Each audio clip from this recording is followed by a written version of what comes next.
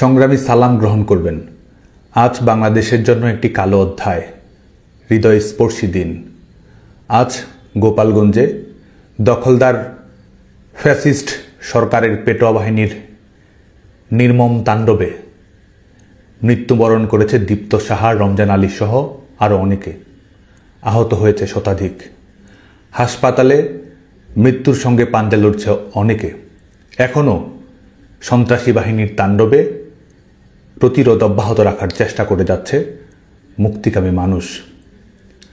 আজ দখলদার সরকার এবং তাদের পেটোয়া বাহিনীর হাতে ছিল ট্যাঙ্ক, গোলাবারুদ। জনতার হাত ছিল খালি, বুকে ছিল বারুদ ভরা স্লোগান আর পিতার তর্জনীর অদম্য প্রতিবাদের আকাঙ্ক্ষা। আজকে এই নির্মম হত্যাকাণ্ডের বলি যারা হয়েছে তাদের সবার স্মৃতির প্রতি শ্রদ্ধা জানাচ্ছি, পরিবারের প্রতি সমবেদনা জানাচ্ছি। প্রিয় তরুণ প্রজন্ম, আপনারা জানেন যে বিগত কয়েকদিন ধরেই গোপালগঞ্জে একটি কিংস পার্টির সফরকে কেন্দ্র করে পরিবেশ পরিস্থিতি উস্কানিমূলক, হিংসাত্মক করার অপচেষ্টা করে গেছে এই দখলদার সরকারের পেটোয়া বাহিনীর গোষ্ঠীটি। এর আগে তারা ছাত্র জনতা পুলিশকে নির্বিচারে হত্যা করে ক্ষমতার মসনদে বসেছে।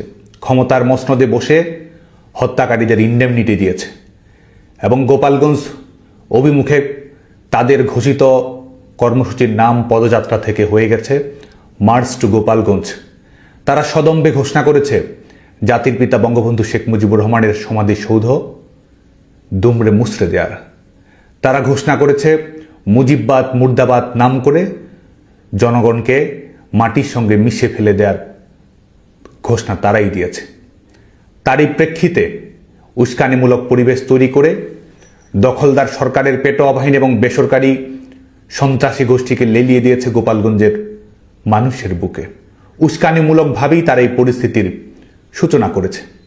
তাদের আসার মূল লক্ষ্যই ছিল জুলাই আগস্টে যেমন তারা মেটিকুলাস ডিজাইনের মাধ্যমে নিজেরা হত্যা করে সেই হত্যার দায়ভার অন্যদের উপর চাপিয়ে দিয়ে কৃত্রিম পরিবেশ পরিস্থিতি তৈরি করে পেছনের দরজা দিয়ে ক্ষমতায় যাওয়ার পথ প্রশস্ত করেছিল, ঠিক তেমনি নিজেদের অবৈধ ক্ষমতার নিরাপত্তা নিশ্চিত করার জন্য আজকেও তাদের প্রয়োজন লাশ, যে লাশ তাদের কাছে কখনো আন্দোলনের কাঁচামাল, কখনো ক্ষমতায় থাকার রসদ, এবং তারই বাস্তবায়ন তার আজকে এখানে তারা ঘটিয়েছে। সেটির একটি নমুনা আজকে গোটা বাংলাদেশের মানুষ আজকে তারা দেখেছে। গোপালগঞ্জের নিরীহ মানুষ, নিষ্পাপ ছাত্র জনতা যখন শান্তিপূর্ণভাবে প্রতিবাদ করেছে, মিছিল করেছে, স্লোগান দিয়েছে, তারা জবাব দিয়েছে অস্ত্রে, গুলিতে। মৃত্যুর মুখোমুখি করেও তারা তাদের হায়নার তাণ্ডব থামায়নি, অব্যাহত রেখেছে এবং এখনো তারা চেষ্টা করে যাচ্ছে এই লাশের উপর ভর করে আবারও ভয়ের রাজনীতি, ত্রাসের রাজনীতি গোটা বাংলাদেশের উপর চাপিয়ে দেওয়ার। এবং এদের এই যে প্রতারণা রাজনীতি, জোচ্চুরি রাজনীতি, এটি গোটা বাংলাদেশের মানুষের কাছে উন্মোচিত হয়ে গেছে। আজকে দেখুন, গোটা পৃথিবীর মানুষ আজকে দেখেছে কিভাবে আমাদের বিভিন্ন বাহিনী, যেগুলো আওয়ামী লীগ সরকারের সময় পেশাদারিত্বের সঙ্গে দায়িত্ব পালন করেছে, আজকে তাদেরকে ব্যবহার করা হচ্ছে অবৈধ সরকারের খুঁটি হিসেবে, তাদেরকে ব্যবহার করা হচ্ছে দখলদার সরকারের পেটোয়া বাহিনী হিসেবে।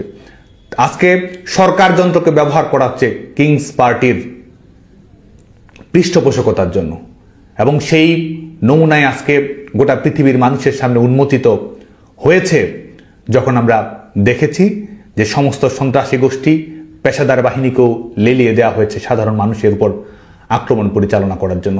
এবং দেখুন এই প্রতারকদের ধূর্ততা, এই প্রতারকদের মানুষের জীবন নিয়ে কি কৌতুক।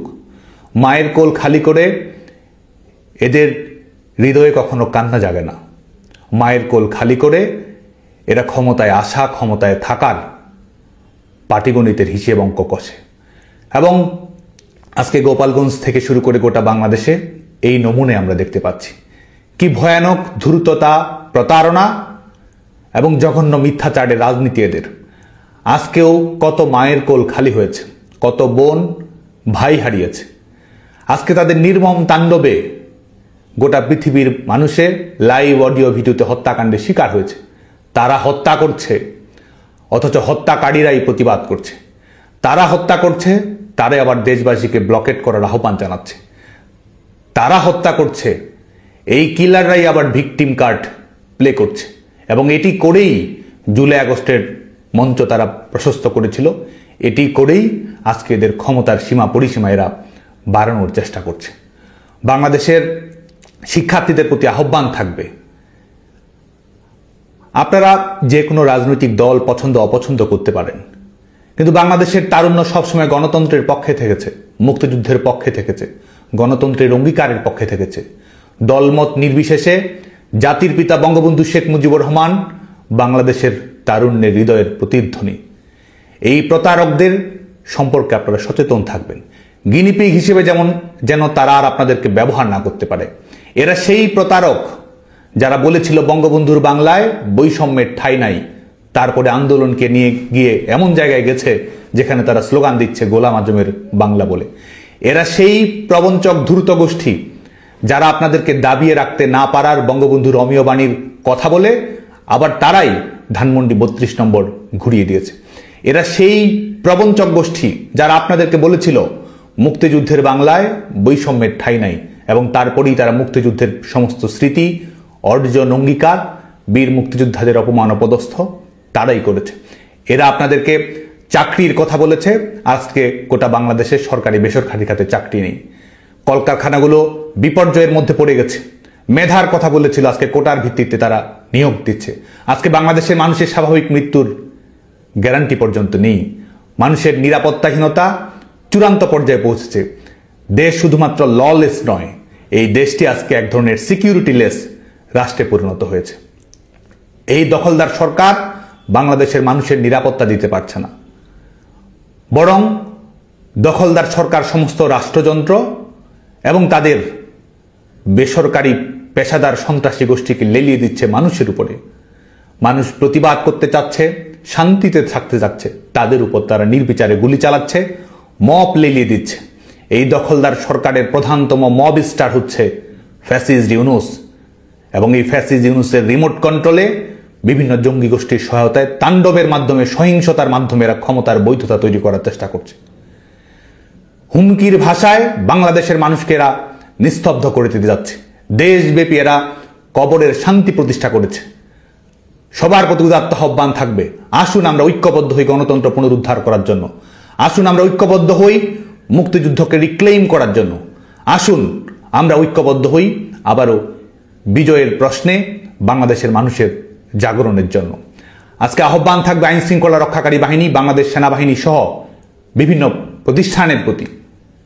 আজকে যা অন্যায় হচ্ছে, সকল অন্যায়ের আইনানুগ বিচার বাংলাদেশে আজ হোক কাল হোক হবেই হবে। অতএব যা করবেন বুঝে শুনে করবেন। আজকে আমরা দেখতে পাচ্ছি যারা পুলিশ হত্যা করেছে, আইন শৃঙ্খলা রক্ষাকারী বাহিনীর সদস্যদের হত্যা করেছে এবং ইন্ডেমনিটি দিয়েছে, বিচার করা যাবে না। আজকে আপনারা কোনো অবস্থাতেই দখলদার সরকারের পেটোয়া বাহিনী হিসেবে আপনাদেরকে কেউ যেন ব্যবহার না করতে পারে, সে ব্যাপারে আপনারা সতর্ক থাকবেন, সোচ্চার থাকবেন। এই সরকার দখলদার সরকারের আইন আপনি মানতে বাধ্য নন। এই সরকার আপনাদেরকে পেটোয়া বাহিনী হিসেবে ব্যবহার করছে, সেটি মানতে আপনি বাধ্য নন। গণতন্ত্র এবং জনগণের মধ্য দিয়ে প্রতিষ্ঠিত সরকারই আপনাদের একমাত্র আইনানুগ কর্তৃপক্ষ। বেআইনি কর্তৃপক্ষের বেআইনি অনুশাসনের মাধ্যমে বাংলাদেশের নিরীহ সাধারণ নাগরিকদের যদি জীবন বলি দিতে হয়, মনে রাখবেন সবকিছুকেই বিচারিক প্রক্রিয়ার আওতায় আসতে হবে। একই সঙ্গে বাংলাদেশ ছাত্রলীগের সমস্ত নেতাকর্মী সহ প্রগতিশীল সংগঠন, সামাজিক সাংস্কৃতিক সংগঠন সহ দল মত নির্বিশেষে তারুণ্যের নিরপেক্ষ স্রোতের প্রতি আহ্বান জানিয়ে আমি বলবো, আগামীকালকে এই গোপালগঞ্জের নির্মম হত্যার প্রতিবাদে আপনারা প্রতিবাদ মিছিল এবং বিক্ষোভ সমাবেশ পালন করবেন, সংগঠিত হওয়ার চেষ্টা করবেন। সংগঠিত হওয়ার মাধ্যমে আপনারা জবাব দেওয়ার জন্য প্রস্তুত থাকবেন। আমাদের রাজনৈতিক অধিকার আদায় করে নিতে হবে, আমাদের গণতান্ত্রিক অধিকার আমাদের আদায় করে নিতে হবে।